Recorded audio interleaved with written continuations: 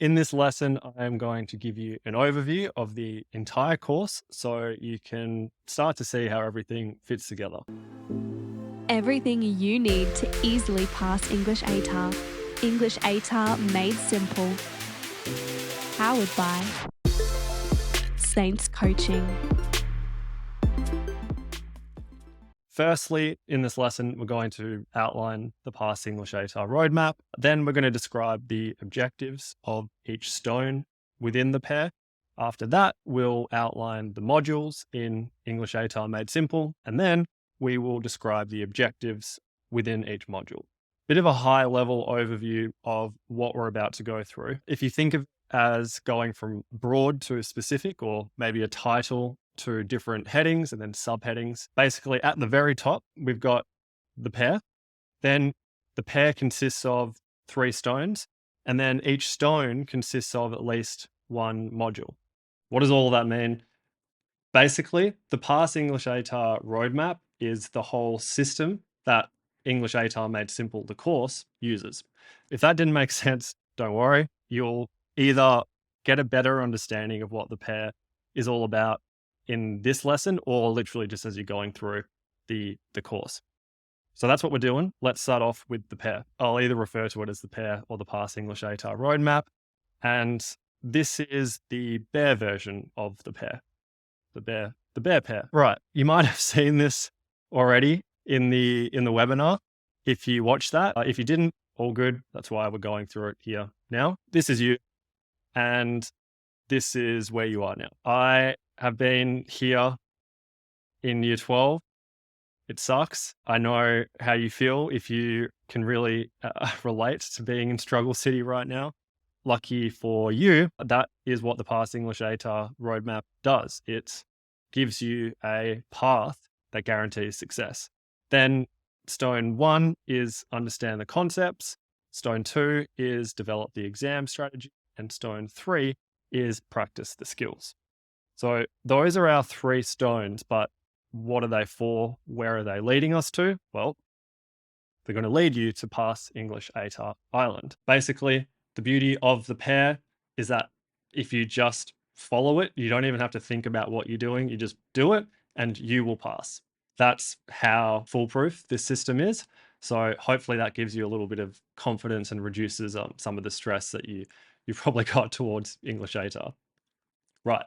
Now, this is where you were before you started the first lesson in English ATAR Made Simple. But because you've already finished that lesson and you're a couple of lessons in by now, you have left Struggle City and you've made it onto Stone 1. So congratulations. What that also means is, and this is one of the best parts of the pair, you can say goodbye to Struggle City.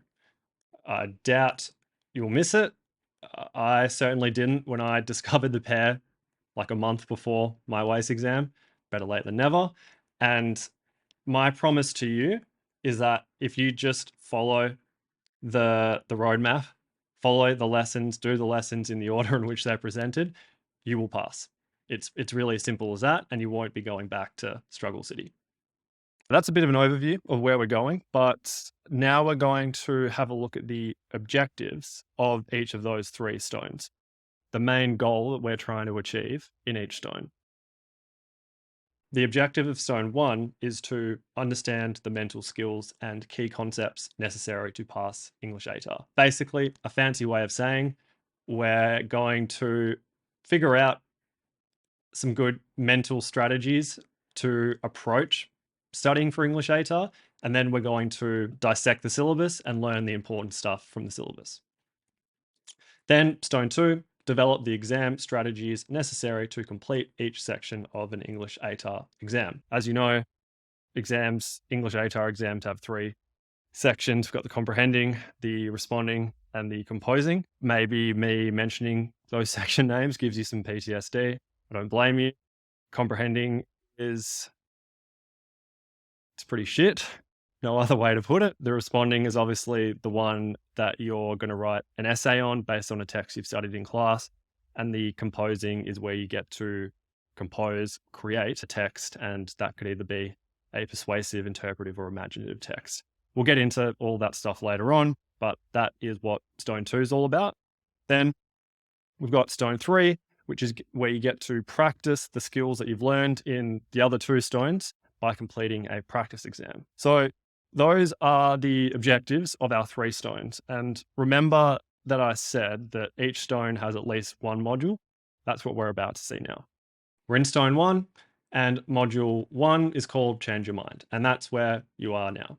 Then Module 2 is called Master the Bibles, and that's where we're really going to get into the syllabus and start figuring out what those words actually mean, what those concepts really require us to know when we go into an English ATAR assessment.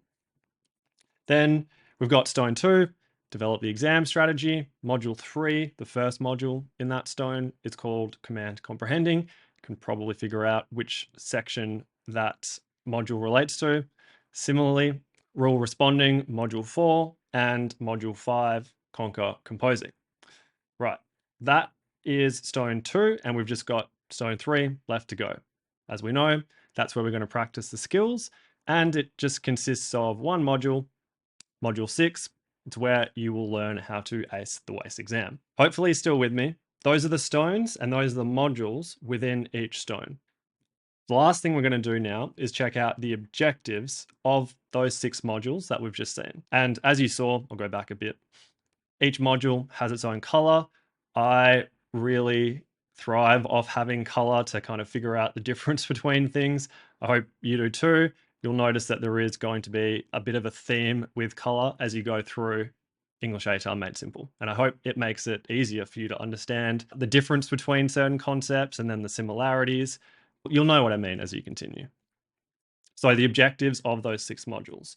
The objective of Module 1, the one you're in now, is to develop the mindset and study practices necessary to complete English ATAR Made Simple and excel in English ATAR.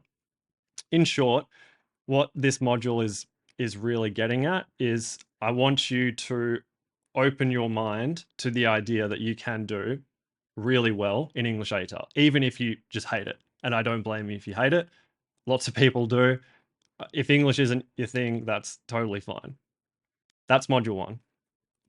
Module 2 is where you'll understand the key concepts mentioned in the English ATAR syllabus, as I mentioned just a second ago, and you'll apply that understanding to studied texts. Really just the text that you're studying in class throughout the year. So that way you can link the theory, the stuff in the syllabus, to what you're actually doing in class. Then you've got Module 3.